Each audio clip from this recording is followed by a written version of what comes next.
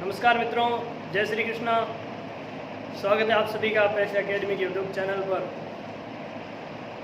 मित्रों, हम बात कर रहे थे मौर्य वंश की, जिसमें आज हम जानेंगे इनकी सैनिक व्यवस्था, न्याय प्रणाली और शासन व्यवस्था के बारे में। कल हमने मौर्य प्रशासन के बारे में पढ़ा था। आज हम पढ़ेंगे मौर्य समय की जो सैन्य व्यवस्था, सेना के संदर्भ में इनकी व्यवस्था कैसी थी।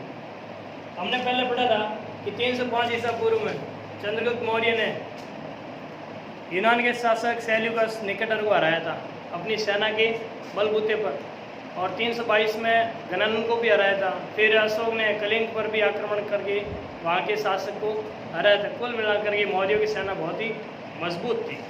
इनके बारे में जानकारी कौन देगा हमें? एक तो देगा चाणक्य का जो ग्रंथ है अर्थशास्त्र, दूसरा मैगस्थनीज का इंडिका। मित्रों, एक कल सवाल भी पूछा था मैंने, मैगस्थनीज की पुस्तक का नाम क्या था, लेकिन एक भी विद्यार्थी ने उत्तर देने का प्रयास नहीं किया था। तो जब मतलब ऐसे होता है तो थोड़ा दुख होता है। हम आपके लिए ये सब कुछ कर रहे हैं, तो विद्यार्थियों को भी शिक्षक से अधिक बढ़ चढ़ करके पढ़ाई में हिस्सा लेना होगा, तभी आपकी पढ़ाई और हमारा पढ़ना सार्थक होगा, वरना नहीं हो सकता। तो उम्मीद करेंगे आगे से ऐसा नहीं करोगे, जैसा कहा जाएगा उस हिसाब से करने की कोशिश करेंगे। चलिए बढ़ते आगे। मौर्यकालीन सैन्य व्यवस्था।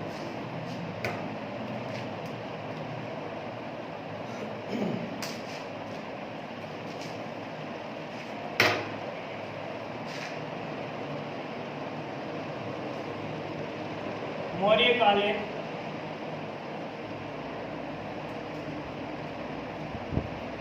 सेना का विभाग, सेना का विभाग 6 समितियों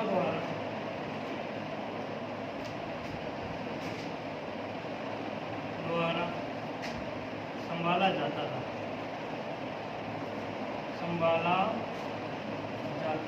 कितनी समितियां थी मित्रों? 6। सेना के 5 विभाग थे। कितने विभाग थे? 5। कौन कौन से थे? नंबर 1 था पैदल सैनिक। कैसे सैनिक? पैदल, यानी जो पैदल चल कर युद्ध लड़ते हैं। दूसरी की बात आती है अश्व सेना। कैसी सेना? अश्व, घोड़ों पर जो घुड़सवार होते हैं। नंबर 3 की बात करें, हाथी। नंबर 4 रथ, और नंबर 5 आता है नौसेना। तो कितने भाग थे इसके? 5 विभाग थे। पैदल, अश्व, हाथी, रथ और नौसेना।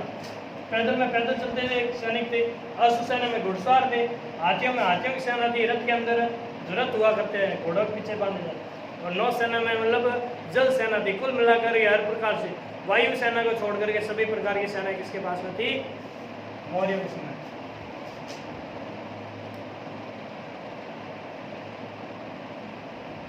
सेना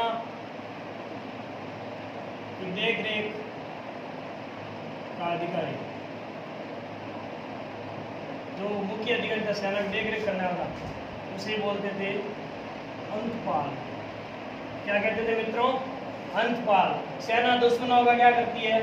अंत, उनकी देखभाल करने वाला अंतपाल। मैगस्थनीज के अनुसार, मैगस्थनीज क्या कहता है ध्यान दीजिएगा। मैगस्थनीज के अनुसार चंद्रगुप्त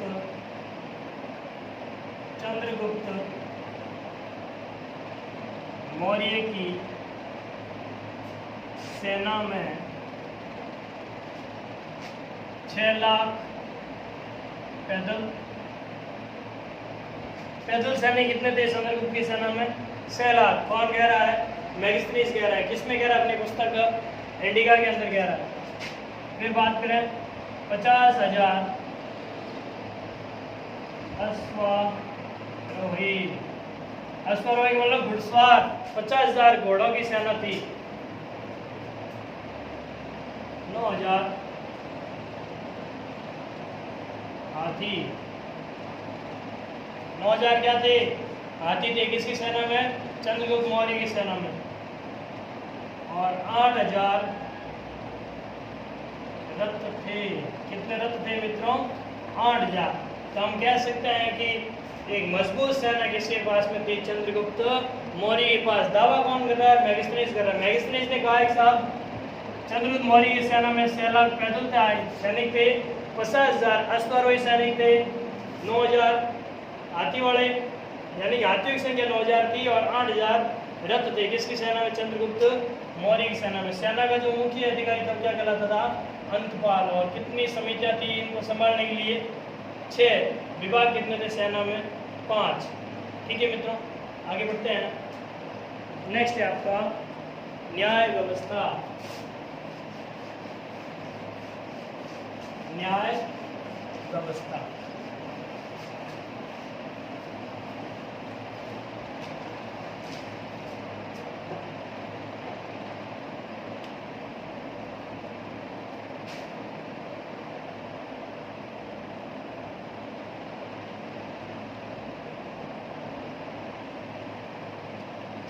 न्याय व्यवस्था के अंतर्गत जो न्याय प्रणाली थी इनकी, किस प्रकार न्याय किया जाता था, उसके बारे में हम लोग जानेंगे।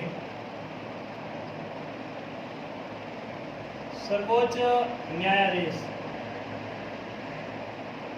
सबसे जो ऊपरी न्यायाधीश था वो कौन था? राजा। हर राजतंत्र के अंदर सबसे ऊपरी अदालत या सबसे ऊपरी न्यायाधीश कौन था? राजा हुआ करता था। ग्राम स्तर पर ग्राम न्यायालय था। ग्राम स्तर पर क्या था? ग्राम न्यायालय।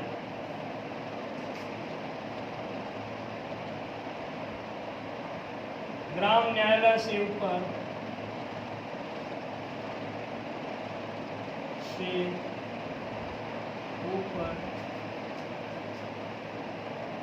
संग्रहण, ये न्यायालय का नाम था, ध्यान में। संग्रहण,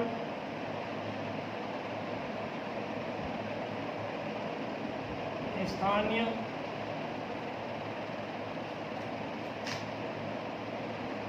इसके अलावा जनपद, द्रोणमुख आदि न्यायालय थे। तो कौन कौन से अन्य थे? संग्रहण था, स्थानीय, जनपद और द्रोणमुख। ये ग्राम न्यायालय के ऊपर के न्यायालय हुआ करते थे। जनपद का न्यायालय या मुख्य न्यायालय कह दो आप, पाटलिपुत्र में था। कहाँ पे था? पाटलिपुत्र में। जनपद और ग्राम न्यायालय के अलावा अन्य न्यायालय 2 प्रकार के थे। कितने प्रकार के थे? 2 प्रकार के। जो ग्राम न्यायालय था और जो जनपद न्यायालय था, ये एक प्रकार के, इनके बीच वाले जो थे वो कितने प्रकार के थे? 2 प्रकार के।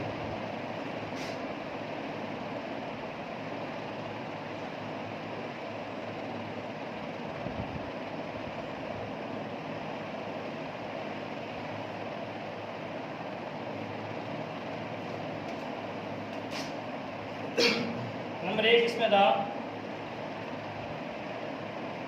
धर्मस्थनीय। कौन सा था? धर्मस्थनीय।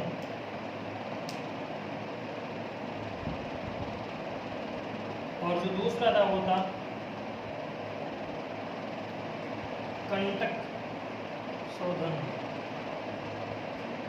कंटक शोधन। जो समाज कंटक होते हैं उनका निपटारा करना। तो दो प्रकार के न्यायालय, एक तो धर्मस्थ न्याय और दूसरा कंटक शोधन था। इसे दीवानी अदालत भी कहते थे। दीवानी और फौजदारी दो प्रकार के मामले होते हैं। दीवानी मामलों में जो संपत्ति से संबंधित होते हैं, फौजदारी में लड़ाई झगड़ों से संबंधित। दीवानी मामले कहाँ पे सुने जाएंगे? धर्मस्थ न्याय में। इसमें धर्मशास्त्रों के अनुसार, धर्मशास्त्रों के अनुसार 3 धर्मस्थ व 3 अमात्य न्याय करते थे। इसमें न्यायाधीश कितने थे आपके? 6। 3 धर्मस्थ थे और 3 अमात्य थे। किसके आधार पर न्याय करते थे? धर्मशास्त्र, जो धर्म के शास्त्र थे, धार्मिक पुस्तकें थी, उनके हिसाब से न्याय किया जाता था। इसमें चोरी, डकैती, लूट आदि मामलों की सुनवाई होती थी। मामलों की सुनवाई होती थी, जिन्हें साहस कहा जाता था। क्या कहते थे? साहस। साहस, जोश दिखाते थे। इसीलिए चोरी करने के लिए, डकैती और लूट करने के लिए। अब जिनके पास साहस नहीं होगा वो तीनों नहीं कर पाएगा। इस प्रकार के जो मामले थे उनको क्या कहा गया? साहसिक मामले या दीवानी मामले। तो दीवानी अदालत कौन सी थी? धर्मस्थ न्याय, जहाँ पर धर्मशास्त्र अनुसार 3 धर्मस्थ और 3 अमात्य न्याय करते थे। इसमें चोरी, डकैती आदि लूटमार संबंधित मामलों की सुनवाई होती थी और इन मामलों को क्या बोला जाता था? साहस कहते थे। दूसरा आता है कंटक शोधन। यह फौजदारी न्यायालय था। कैसा न्यायालय था मित्रों? फौजदारी। इसमें 3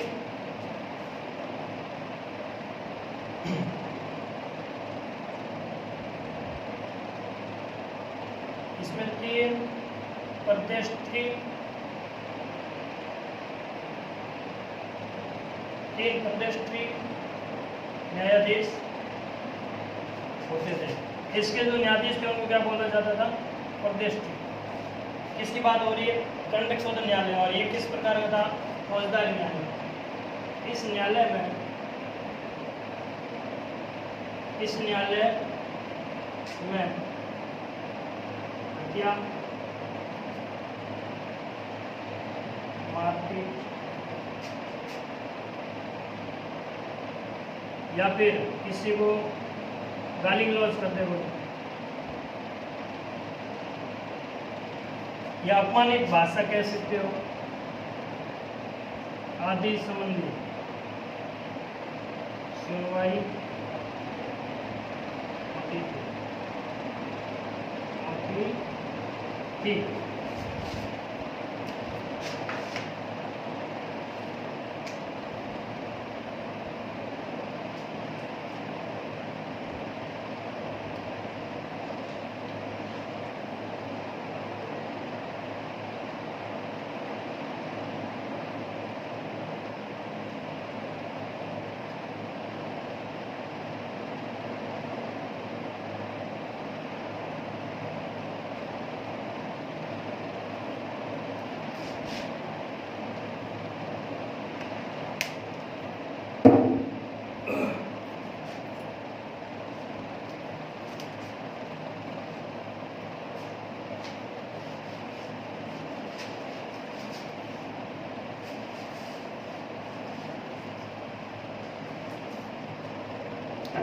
दो प्रकार के जो न्यायालय थे इसमें धर्मस्थनीय और कंटक शोधन। धर्मस्थनीय दीवानी और कंटक शोधन था फौजदारी।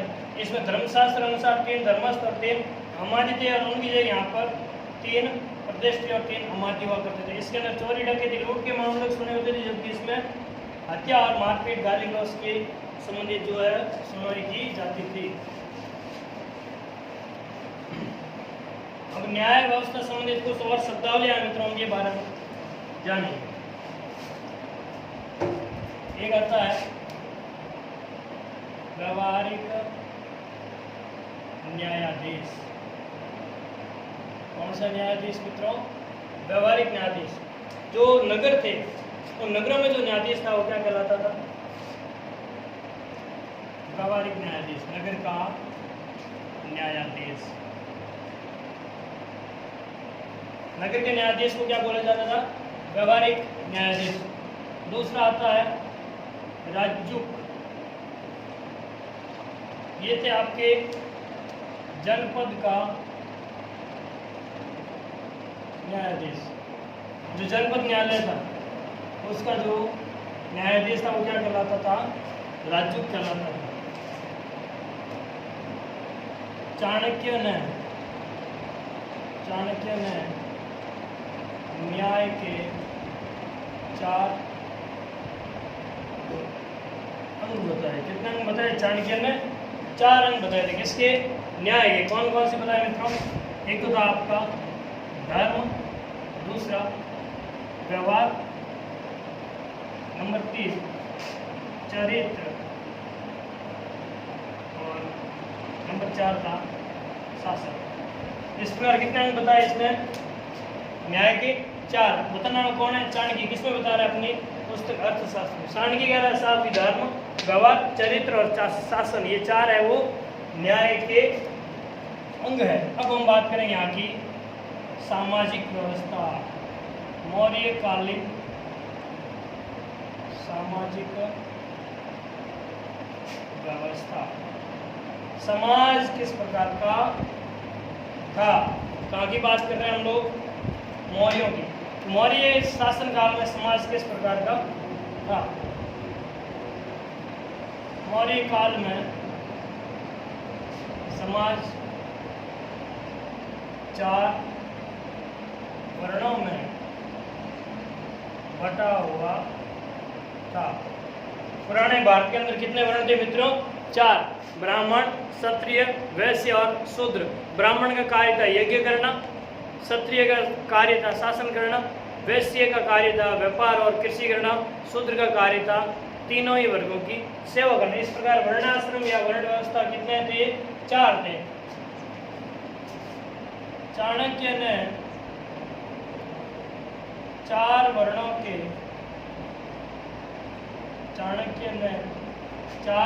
के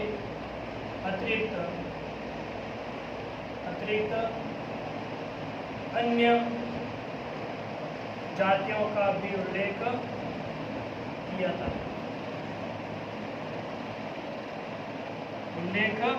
किया। चाणक्य ने कहा कि इन 4 वर्णों के अलावा भी जातियां थी जो समाज व्यवस्था में शामिल थी। मैगस्थनीज ने समाज में 7 जातियां बताई हैं। मैगस्थनीज ने कितनी बताई थी? 7। इसके हिसाब से दार्शनिक, राजा, किसान, मजदूर, शिल्पकार, इस प्रकार कुल कितने थे? 7 जातियां थे। लेकिन मैगस्थनीज का जो जातीय सिद्धांत था ये किसको खंडित कर रहा था? वर्ण व्यवस्था। क्योंकि इसने कार्य के आधार पर बांटा, जबकि इस समय वर्ण व्यवस्था जन्म आधारित हो चुकी थी। मौर्य काल में महिलाओं की स्थिति, तो पूछा जाए कि महिलाओं की स्थिति कैसी थी? महिलाओं की स्थिति ज़्यादा अच्छी नहीं थी, ज़्यादा अच्छी नहीं थी। फिर भी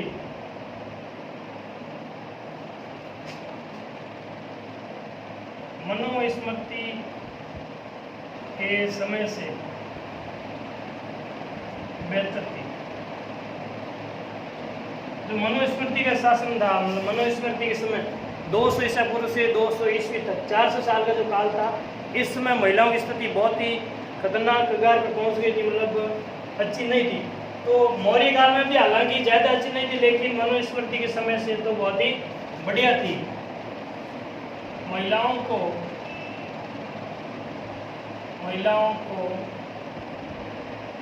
पुनर्विवाह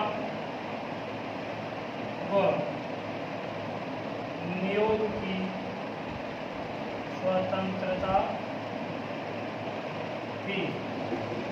महिलाओं को पुनः विवाह करने की और नियोग करने की स्वतंत्रता थी। इस प्रकार का सामाजिक व्यवस्था किस कहाँ की थी?